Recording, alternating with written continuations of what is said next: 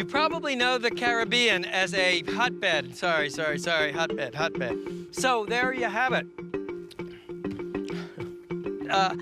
What's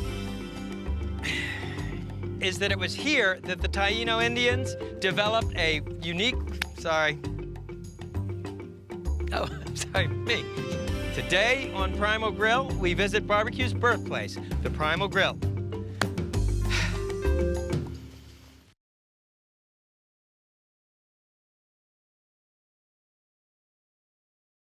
Gaucho beef ribs, roasted in front of a bonfire, as they do in Brazil.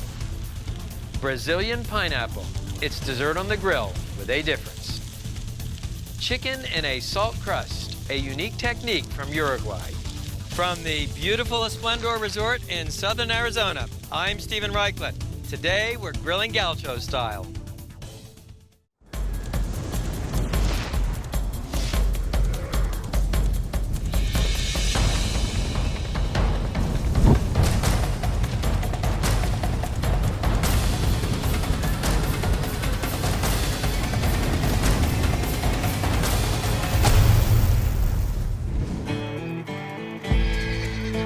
There's something about the open range that brings out the griller in all of us. The cattle drives, the diamond skies, the cowboys gathered around the campfire. Today, we travel to South America, home of gaucho ribs, salt crust chicken, and spit-roasted pineapple. Get ready for some authentic gaucho grilling.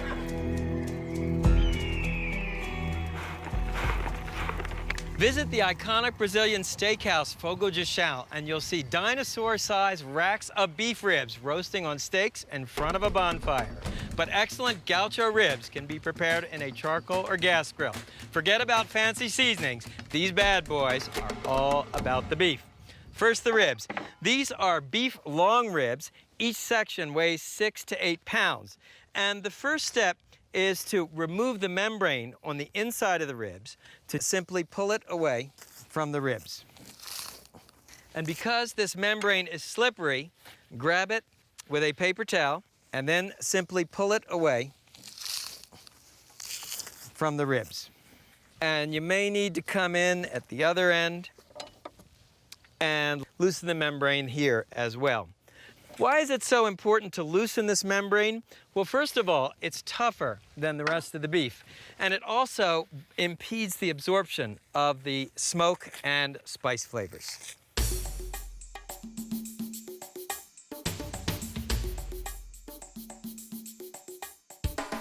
And that, my friends, is the hardest part of the preparation. Now, generously, and I mean very generously, season the ribs on all sides with coarse salt. Brazilians call this sal grosso, coarse salt, and freshly ground black pepper.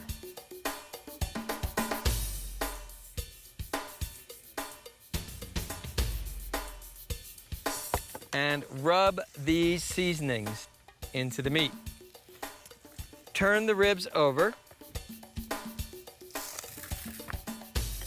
and season the other side. Using coarse salt like this helps give you a savory crust.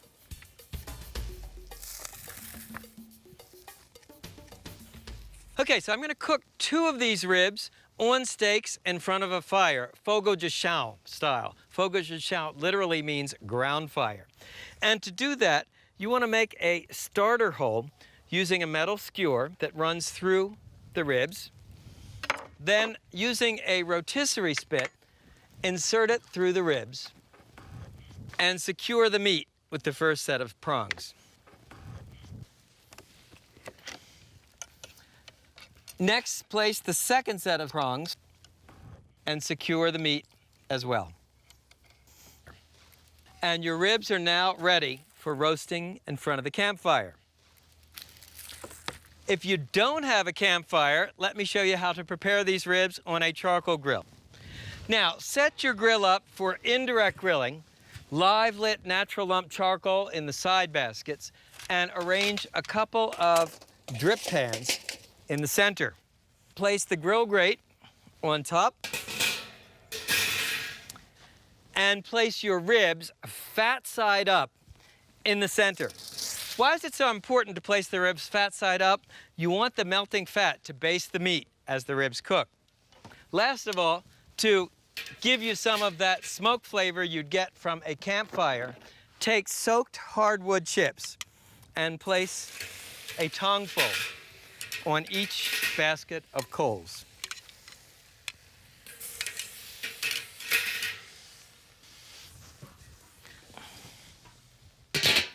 Cover the grill with the vent positioned between the mounds of coals. You're going to be cooking at about 350 degrees. Cooking time for a rack of ribs this size, about 3 to 3.5 hours. Now I'm going to grab our skewered ribs and head out to our fire pit to show you how to cook on an authentic fogo de chão.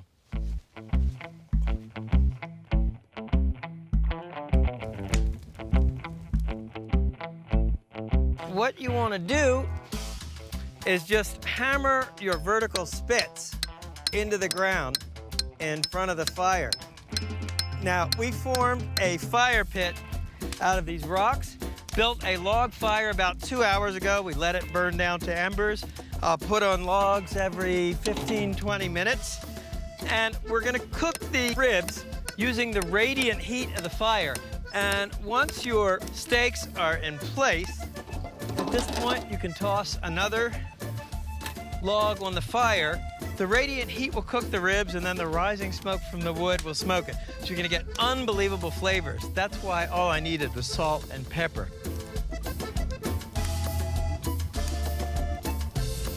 And just give the ribs a turn every 30 to 40 minutes. You want them to cook evenly.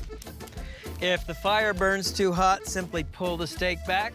If it burns too cool and they're not cooking fast enough, tilt the steaks forward. Heat control, primal grill style.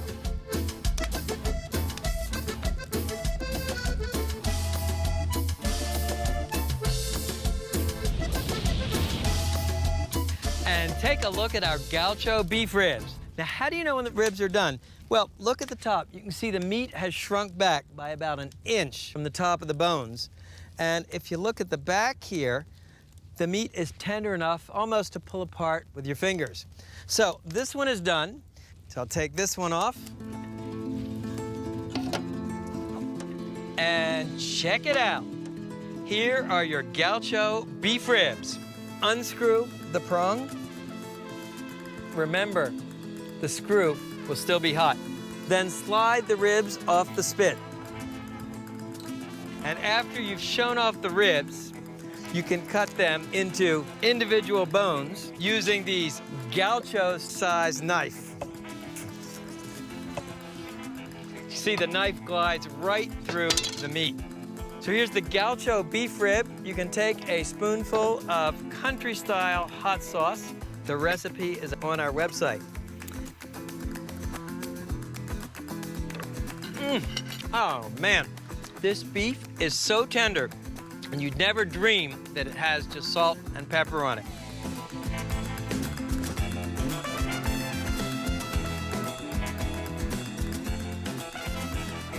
Gaucho beef ribs, big, bold, and primal, because sometimes the best way to cook ribs is to do as little to them as possible.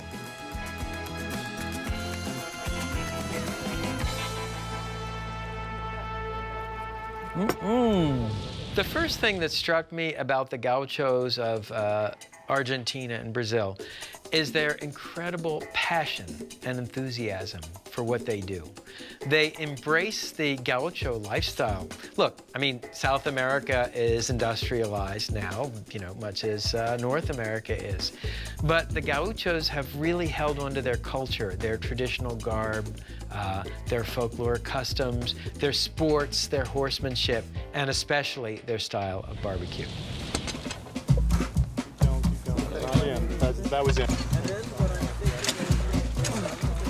When it comes to rotisserie grilling, no one beats Brazilians. They've built the ancient art of spit roasting into sophisticated restaurants that serve the entire meal on the grill, even dessert. I give you pineapple cooked on a spit. First step, peel the pineapple by slicing the rind off in even strips.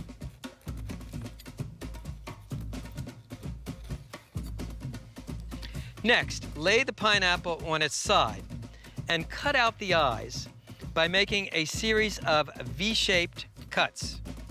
These ridges will help the spiced sugar stick to the fruit.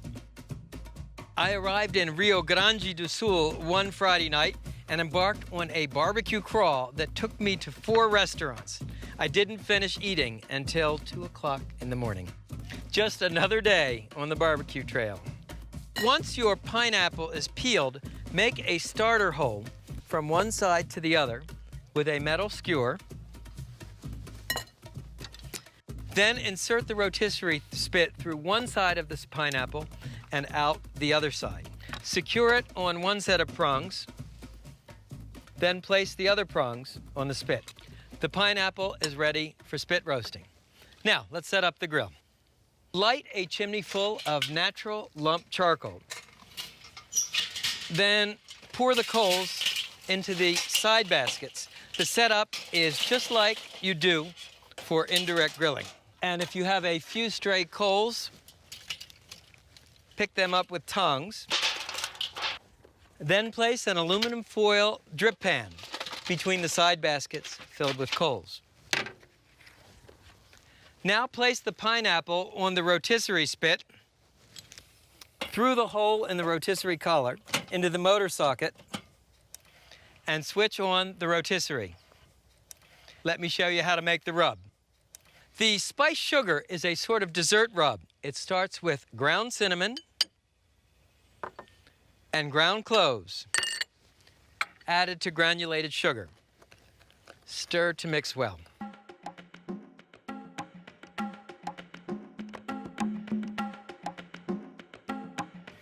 The last thing is simply to sprinkle the dessert rub over the pineapple. Do this while your guests are gathered around the grill. Never underestimate the importance of showmanship when you're grilling. To speed up the cooking process, you can cover the rotisserie.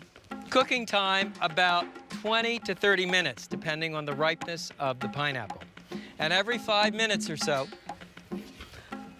you'll want to sprinkle the pineapple with more spiced sugar. You do this in several layers as the pineapple cooks. The idea is to create a caramelized spiced sugar exterior. And ready, camera, and action. So here's your spit-roasted pineapple. It looks luscious and crusty. Switch off the rotisserie motor. Remove the spit and transfer the pineapple to a cutting board. To loosen the hot screw of the prong, use a fork. Ease the prong out of the pineapple. Pull out the spit and you're ready for business. In Brazil, they'd carve the pineapple right off the spit onto your plate. I like to slice it crosswise and serve it like a pineapple roast. You can see it's crusty on the outside and just luscious and tender inside.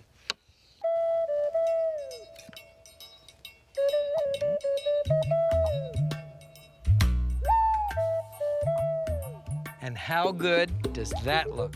Let's take a taste. It's like pineapple caramel candy.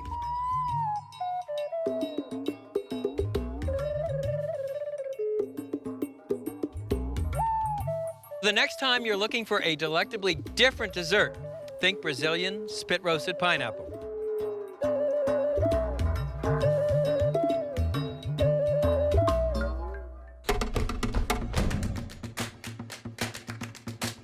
Francis Malman is the most famous grill master in South America, the sort of guy who once filmed an entire series on grilling on a glacier in Patagonia. So when I first heard about his salt-crusted chicken cooked in an horno al barro wood-burning oven, well, I bought my plane ticket for Uruguay the next morning. The salt crust seals in the moistness and flavor. The spectacular presentation speaks loud enough for itself. Start with a 4-pound chicken, preferably organic. Cut a whole clove of garlic in half and rub the outside of the chicken. Then place the garlic in the cavity. Cut a whole lemon in half and rub the outside of the chicken. Place the lemon half inside the cavity. Next, place a couple of fresh bay leaves in the cavity and a couple of rosemary sprigs.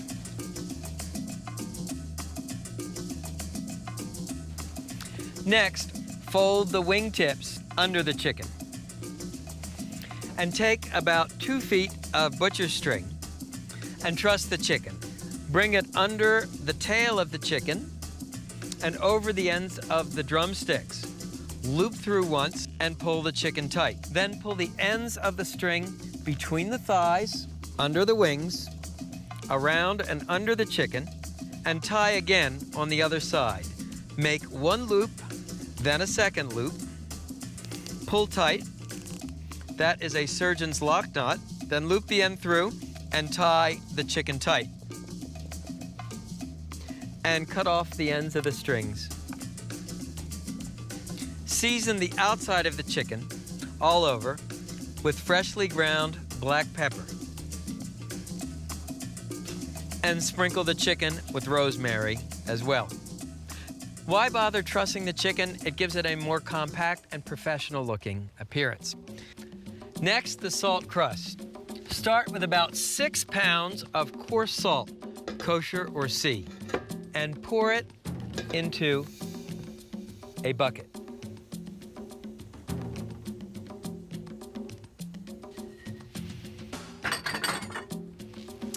Then add about 2 cups of water and start mixing the salt. You're looking for a mixture with the consistency of wet snow. Francis Melman actually has 3 restaurants in South America, including one in Garzon, Uruguay. He's also the author of a spectacular book on live fire cooking called 7 Fires. Okay, now to put this all together, take some of the salt and arrange it on a cast iron plate to make a pedestal. Place the chicken on top and then completely pack it in and surround it with the salt mixture. This process of salt crusting and baking is not limited to South America. It's also a popular technique in Italy, where it's used to make salt-crusted branzino, sea bass. Pat the salt crust with your hands to make sure there are no cracks or fissures. Let me wash my hands, and I'll show you the oven. This is a wood-burning oven. It's lined with Firestone. This is the home-size model of the professional ovens used in pizzerias and restaurants with wood-burning ovens. A few hours earlier, I built a hardwood fire, and you use whole logs on a bed of embers. It takes about 2 hours for the oven to come up to temperature. Push the embers back against the back of the wall to make room for the chicken. Temperature 1 Mississippi, 2 Mississippi, 3 Mississippi. Ouch! It's about a 400-degree fire. So take your chicken and place it in the oven. Cooking time will be about 1.5 hours, and what you want to do is turn the chicken halfway through so it cooks evenly on both sides. And you can close the door. I like to leave it partially open so you get good airflow. What's going to happen, you have both the radiant heat from the Firestone, the direct heat from the coals, and the smoke that's going to infuse and permeate through the salt crust. Now, let me show you how to make the sauce. The sauce is a simple variation on South American chimichurri. It starts with salt, freshly ground black pepper, and garlic. Mash these ingredients together into a paste with the back of a wooden spoon. This releases the aromatic oils from the garlic. Next, add finely chopped flat leaf parsley, a sort of breath freshener that counteracts the pungency of the garlic, and diced fresh tomato. Finally, whisk in the best South American extra virgin olive oil you can find. The idea is to make a simple condiment that complements, not overpowers, the chicken. And you just want to check the seasoning. Bingo. That is fantastic olive oil.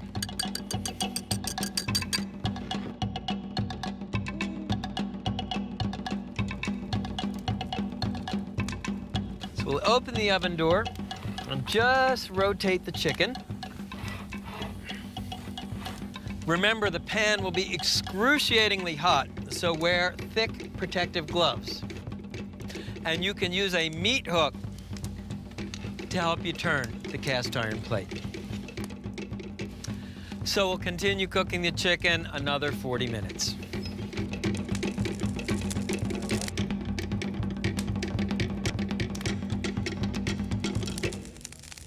The chicken should be done.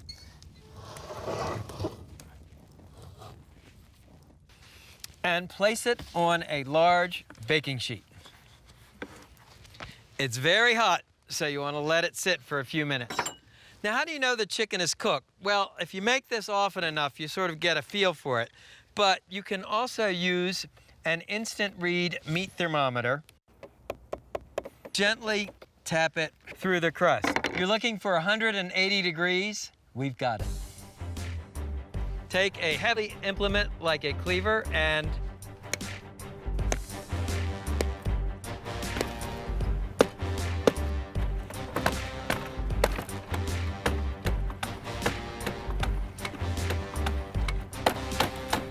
of course, you want to do this in front of your company because it's just so utterly cool.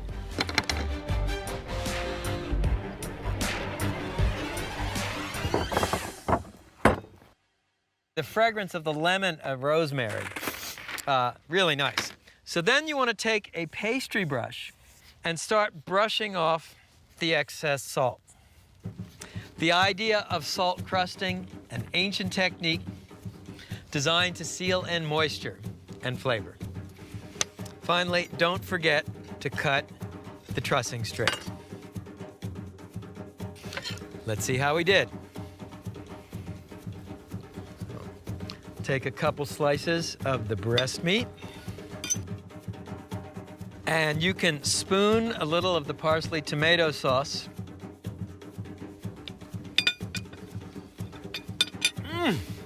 That chicken is so moist, and surprisingly, it's not in the least bit over salty.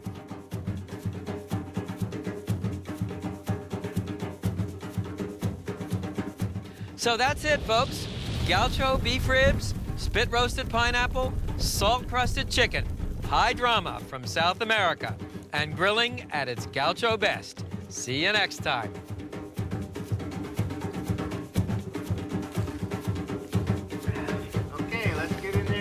Very nice. All right, everybody in.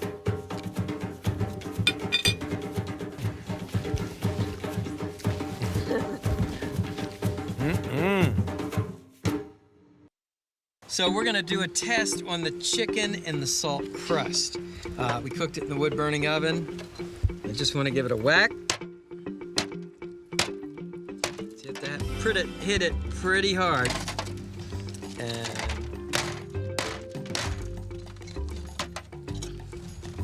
beautiful.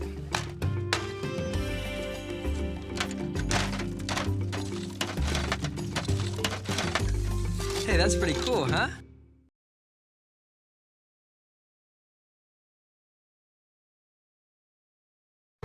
Wood oven pizza, the way it was meant to be cooked on a hot stone with a wood fire.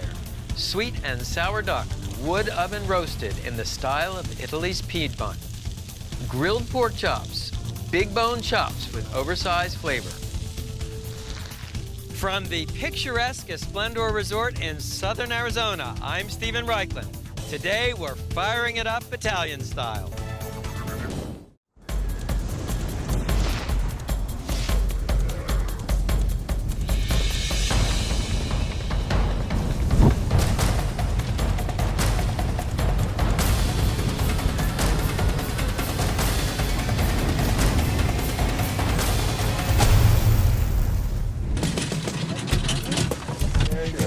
what is it, 400 pounds?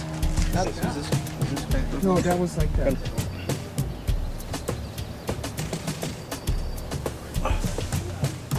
It's a vision as old as civilization itself, a clay or brick oven fueled by a flickering wood fire. Today, the ancient art of Italian live fire cooking. Wood oven pizza, sweet and sour duck, and wood-grilled pork chops. From the piazzas of Rome to the hills of Tuscany, it's Italian fire on Primal Grill. You've seen me cook pizza on the grill. Now I'd like to show you the most traditional way of all to cook pizza, in a wood-burning oven.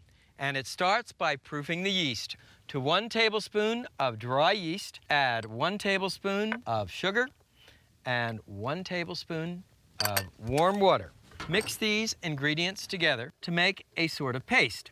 Yeast is a microscopic organism. It eats the sugar and exudes carbon dioxide. It's those tiny bubbles of carbon dioxide that make the pizza dough rise. Next, place the flour in the bowl of a mixer.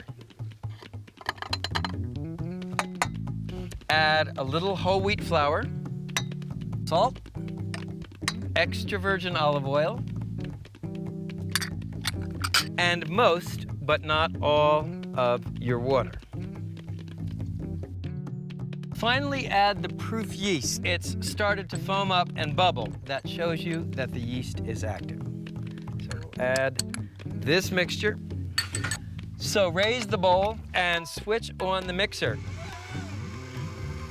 And let the dough hook do your kneading. Now you can also make the dough in a food processor, and certainly you can make it by hand. It looks a little dry, so I can add just a little more water. What you want to do is make a soft, pliable, but not sticky dough. Once the dough comes away from the sides of the bowl in a smooth ball, stop the mixer, lower the bowl, take out the hook. And even when you make dough in a machine, I always like to knead it a little bit by hand to give it a human touch.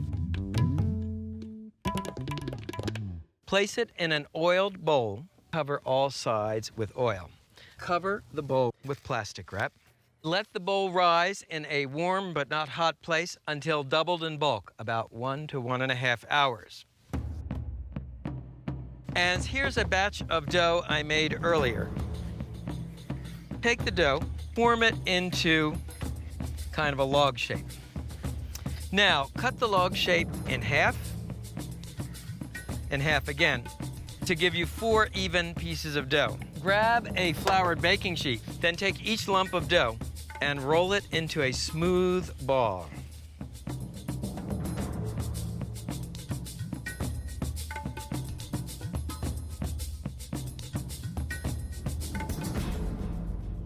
And cover the dough balls with plastic wrap, then with a clean dish towel. Let the dough rise again about 30 minutes. This is a home-style wood-burning oven. It's lined with refractory stone, which both absorbs and reflects the heat. Takes about 2 hours to preheat. You light a hardwood fire. The preferred fuel in Italy is oak logs. Push them in back with tongs. When you're ready to grill the pizza, what you want to do is push the embers to the back of the oven and give a brush to the bottom. Now let me show you how to put the pizzas together. Start with a little extra virgin olive oil, then tomatoes sliced about 1/4 inch thick. Then sprinkle tomatoes with chopped garlic, coarse sea salt, and finely ground black pepper. Next, for our bacon, onion, and potato pizza, again, a little extra virgin olive oil in the pan, then thinly slivered bacon or pancetta, diced onions, and diced potato. Stir to mix well. Again, a little coarse sea salt and freshly ground black pepper. Now, place the frying pans in your wood-burning oven. and roast until the vegetables are browned and sizzling. Cooking time will be about 5 to 8 minutes.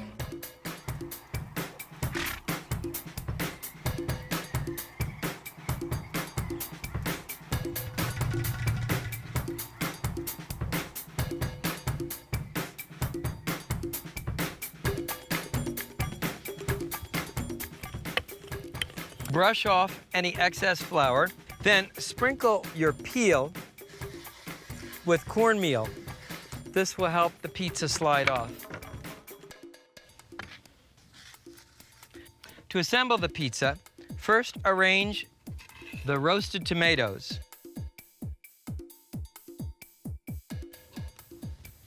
Next, fontina cheese. Then torn leaves of fresh basil. A little bit more chopped garlic, coarse salt, and black pepper. Drizzle the top of the pizza with extra virgin olive oil and slide it into your wood-burning oven. So while the margarita pizza is cooking, let me show you how to make the bacon onion potato pizza. Take another ball of dough. Don't be too obsessed about making it perfectly circular. I like a free-form pizza. It's more rustic. And you just want to turn your pizza as needed. You want to keep the food moving. Spoon the bacon, onion, potato mixture on top of the crust. Then sprinkle the pizza with grated Romano cheese. And finally, a little chopped fresh parsley.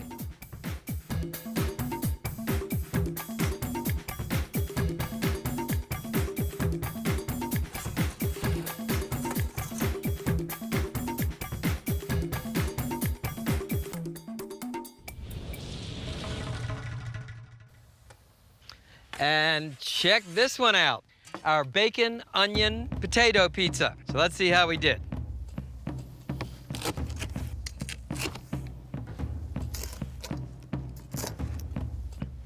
Pizza margarita, bacon pizza, moment I've sure been waiting for. Wow, bacon, onion, potato, cheese, it's just amazing. And the margarita, roasting the tomatoes really gives them a rich, concentrated flavor. So there you have it. 2 pizzas hot from the wood-burning oven. It's Italian fire on Primal Grill. Oh, yeah. Looks great. There we go. Cesare Giacone is a chef's chef, drawing an A-list of foodies from all over Planet Barbecue to his rustic restaurant in Italy's Piedmont. They come for baby lamb spit roasted in a wood-burning rotisserie in the dining room. They come for a sweet sour duck, equally remarkable for its succulent flesh as for its soulful flavor. Here's how we make it. Start with a 5 to 6 pound duck. And using poultry shears, remove the backbone. Next, open the duck up and using a very large knife, cut it in half through the breastbone. Now, trim off any excess skin. Cut the tip off the wing. A duck is about 40% fat, so you want to cut off as much as you can before you start cooking. Next, using a sharp knife, score the skin on the breast meat, first in one direction, then the other. This will help release the fat as the duck cooks.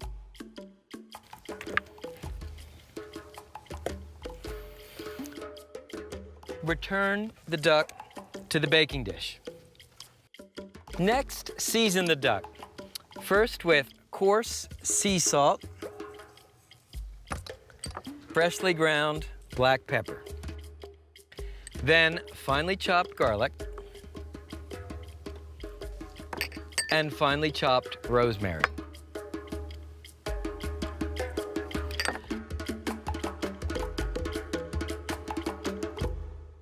Last of all, a couple of shallots. And sprinkle the sliced shallots over the duck. Wash your hands in hot, soapy water. Finally, drizzle the duck with extra virgin olive oil. The fruitier you can find, the better. Marinate the duck for 1 to 2 hours. Meanwhile, let me show you the beehive oven. You can see how it got its name. It's one of the world's most ancient live fire cooking devices. And the way you fire up the beehive oven is using hardwood chunks or small logs. You want to leave yourself plenty of time to preheat the oven. Shove the coals to the back of the oven. You're looking for a 400-degree temperature. That would be a 1 Mississippi, 2 Mississippi, 3 Mississippi. Ouch, fire. Let me get the duck. Place it skin side down in a cast iron skillet. Why skin side down? You want to crisp the skin, then we'll turn it over halfway. And you can just spoon any of the shallots or olive oil on top. Then add a half a dozen whole shallots and a few whole sprigs of fresh rosemary. Place the duck in the beehive oven. Cooking time is going to be about 1 to 1.5 hours, and after 20 minutes, turn the ducks over. The idea is you want to brown the skin on the bottom first to make it nice and crisp, render out some of that duck fat, then turn it over to finish cooking. Also, remember, you have to rotate the duck periodically. The oven's a little hotter at the back than the front. You want the duck to cook evenly. Now, what about if you don't have a beehive oven? Well, you can also make Cesare sweet and sour duck on a gas grill. Set up your gas grill for indirect grilling. I actually preheated all the burners to screaming hot, and then I turn off the central burners. Classic indirect setup. Now place the skillet on the grill in the center over the unlit burners. And to generate some of that wood oven smoked flavor, place hardwood chunks in your grill's smoker box. And close the lid. If you don't have a smoker box, just put the wood chunks in a small cast iron skillet or even wrap them in aluminum foil. Poke a few holes on top. That's called a smoker pouch. Now close the grill lid. Indirect grill the duck. Cooking time's the same, 1 to 1.5 hours. I'm coming on the other side. Okay, here we go. Come to me. Hold on 1 second. Once the duck halves are lightly browned, turn them over. Continue roasting until the duck is completely cooked, another 45 minutes to 1 hour. The duck looks done, and it sure looks good. But to make certain, use an instant read meat thermometer. I like my duck medium well, about 175 degrees.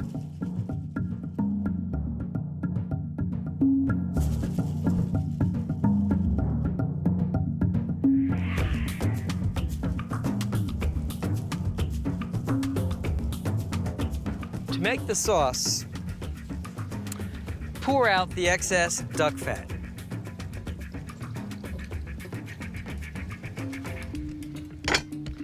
Then deglaze the pan with red wine vinegar.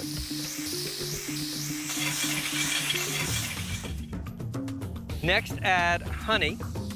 There's your sweet and sour. And duck stock or chicken stock. Whisk to dissolve the ingredients. Then you want to put the sauce back in the wood-burning oven for a couple of minutes to thicken it up.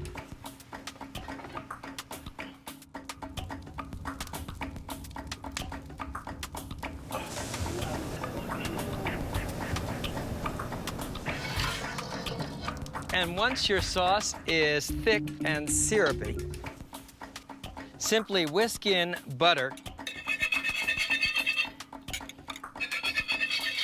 to make it rich and glossy. And finally, salt and freshly ground black pepper to taste.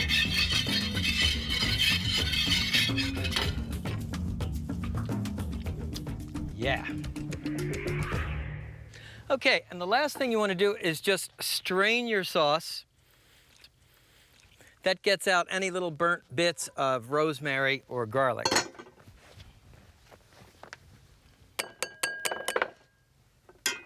Then ladle your strained sweet and sour sauce over the duck.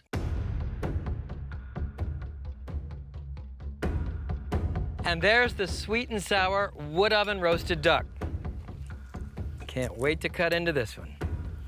Look at that. You even get a touch of pink from the smoke. Now this is what duck is supposed to taste like. It's sweet, salty, with nice rosemary flavor. I think Cesare would be proud.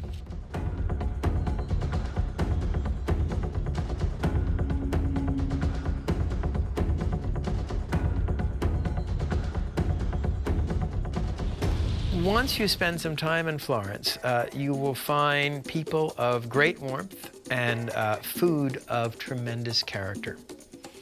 Florence is also Italy's barbecue central. Florentines are absolutely obsessed with grilled meat. You've probably heard of bistecca alla Fiorentina, Tuscan porterhouse steak grilled with salt and precious little else. Well, here's a dish Tuscans keep to themselves. Grilled pork chops with onion sauce. The primal grill twist, you grill the pork and the onions over wood. First, the onions. These are called cipollini. They are traditional Italian onions, very sweet, very richly flavored, and flat, which maximizes the surface area exposed to the fire. The first thing you want to do is peel the cipollinis, cut off the bottom, and remove the papery skin, but leave the root intact. The root will help hold the onion together during the grilling. When you have to grill a lot of small items, the easiest way is to thread them onto a skewer. And I use a flat skewer so the onions won't spin around. This recipe was inspired by Buca Lupe, one of the most famous chop houses in Florence. So once you have your onion kebabs, brush them on both sides with extra virgin olive oil and season with coarse salt and freshly ground black pepper.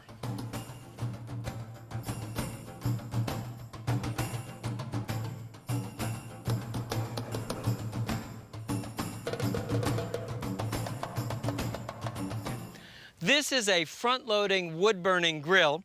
It burns wood chunks and logs. I'm using oak in the best Tuscan tradition. First, we'll put on the onions. They take longer to cook than the pork. Arrange the onions on the grate, root side up to start. Let me show you how to make the sauce. The sauce begins with dry red wine, balsamic vinegar, and honey. So it's a sort of sweet and sour sauce. Whisk the mixture until the honey is dissolved and place the pan on the grill. Boil until thick and syrupy, about 8 to 12 minutes. Meanwhile, don't forget to check on the onions. You want to grill them until soft and golden brown. And if you see the heat is not quite hot enough in one spot, you can just shift the logs over. This is an extremely interactive method of grilling. I love it. Check out these mammoth, long-bone, Tuscan-sized pork chops. Each one weighs over a pound. Start by brushing the tops of the pork chop with extra virgin olive oil and season with coarse sea salt and freshly ground black pepper.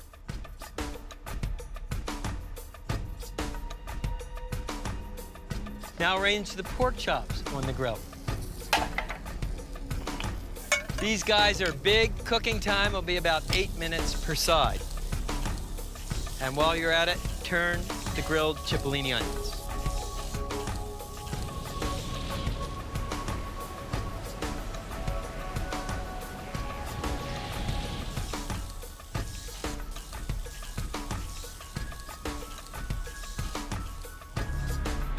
unskewer the onions. They are nice and tender, but not so soft that they fall apart. Beautiful. Now finish the sauce. Simply add the cipollini onions to the honey wine vinegar reduction and stir in about 4 tablespoons of butter and return the pan to the heat just to melt the butter.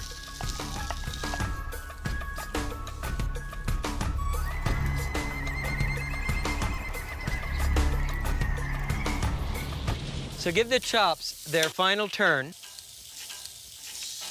And for extra flavor, you can baste with the drippings that are channeled into the drip pan. When they feel firm to the touch, they're done.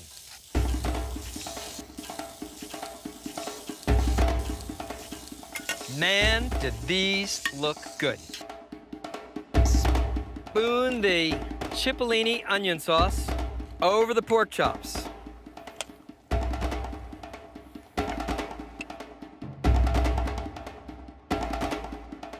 And to finish, just a sprinkle of finely chopped flat leaf parsley.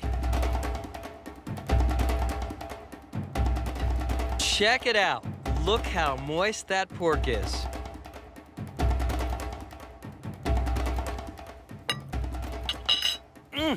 Oh man, those smoky wood-grilled pork chops, the sweet onions, this is amazing.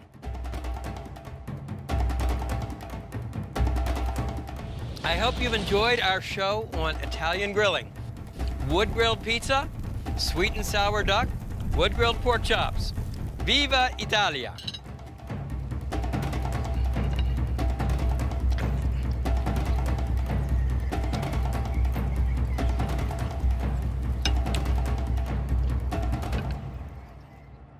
We have 4 bowls that we're gonna pick up, 5 bowls.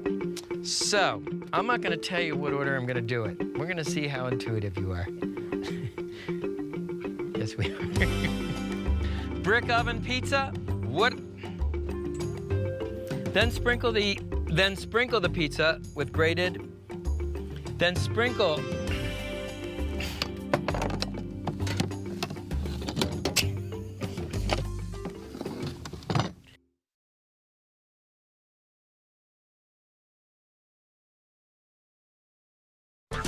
Martha's Vineyard lobster, grilled over wood like we do it at home.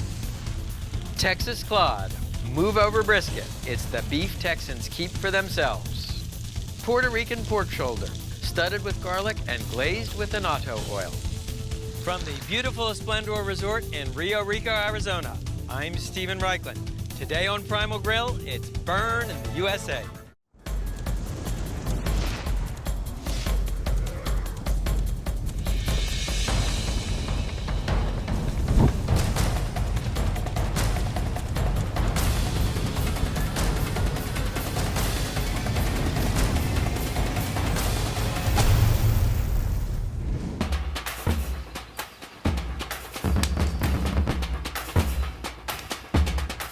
Allow me a bit of chauvinism.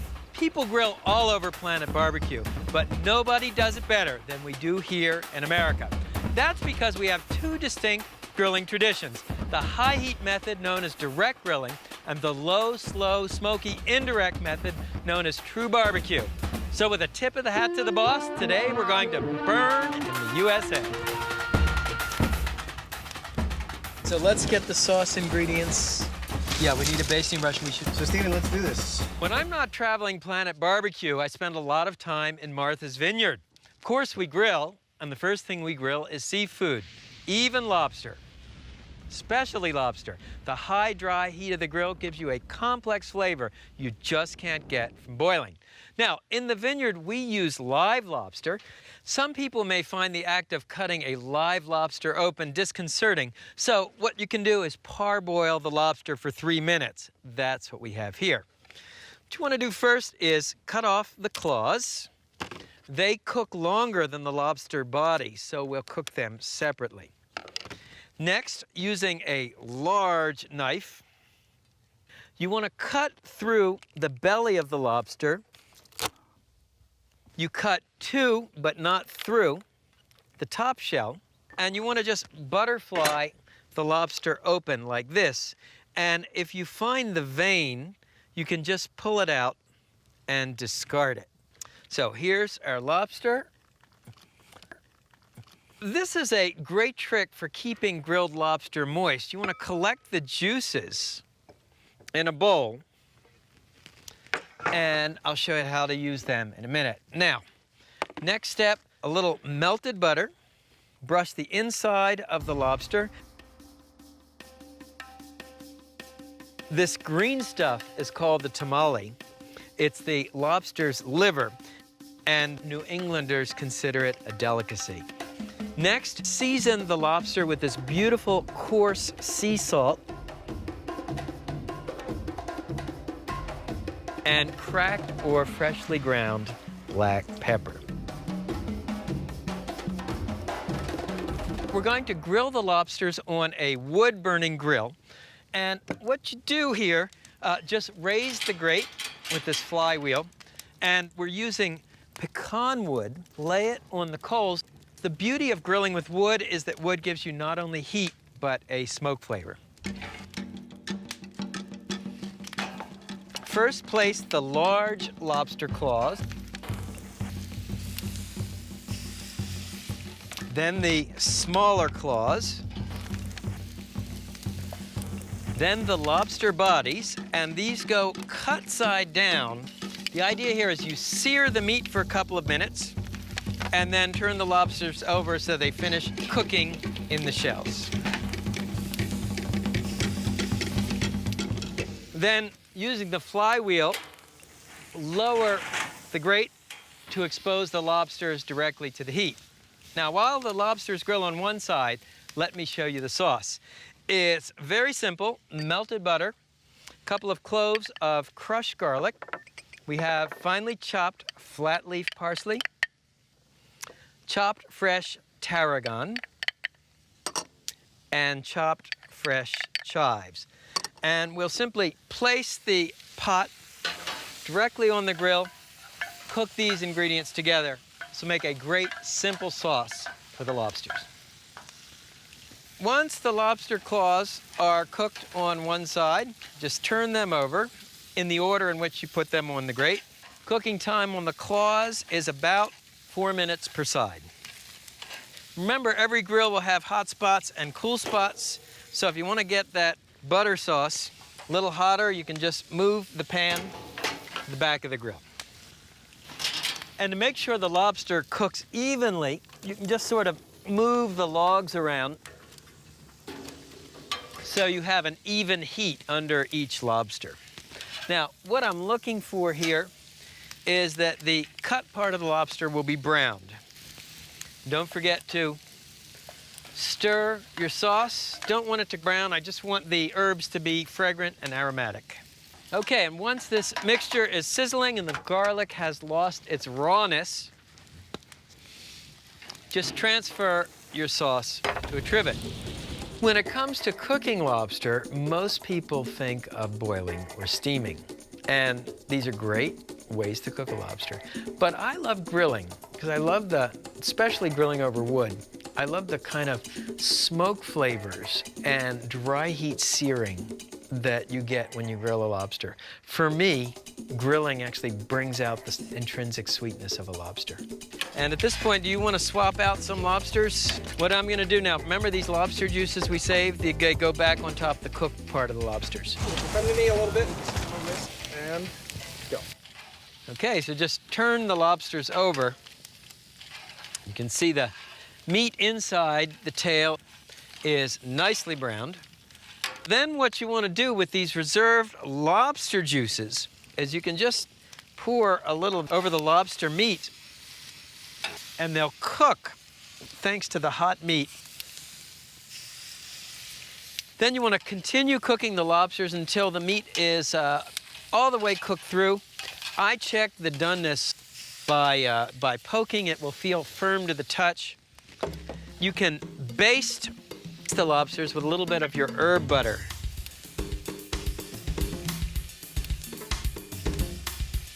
So how do you know when the lobster is ready? Well, the claws will be nicely browned, and the tail meat will feel firm to the touch.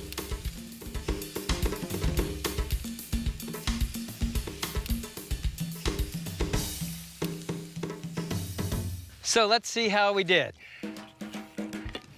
Take a claw and a lobster body.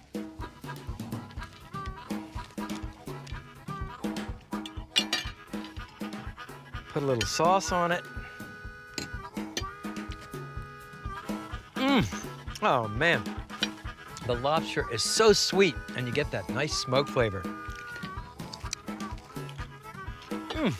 Wood-grilled lobster is how we do it at my house.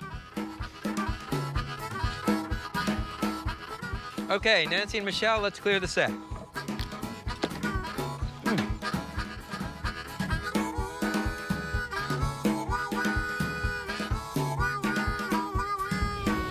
Everybody knows about pork shoulders. Well, beef shoulders, you know, probably 4 times as big.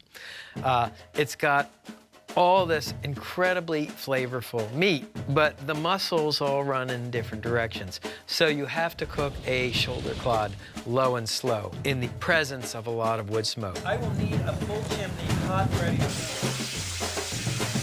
Okay, let's do it. Yep. Brisket is the beef Texans' export. Shoulder clod, beef shoulder, is the barbecue they keep for themselves.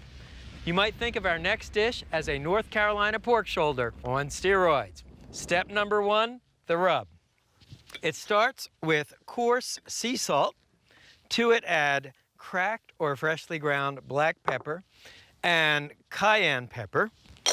And mix the ingredients. I like to use my fingers to break up any clumps. Blend the ingredients until mixed. A beef clod is a whole beef shoulder. It's 25 pounds of pure proteinaceous pleasure. What you want to do is sprinkle about half the rub on the meat side, and then you kind of massage it into the meat. That's why it's called a rub. Be sure and get the sides too. And then you want to turn the clod over. You see, I've left a good thick sheath of fat on top.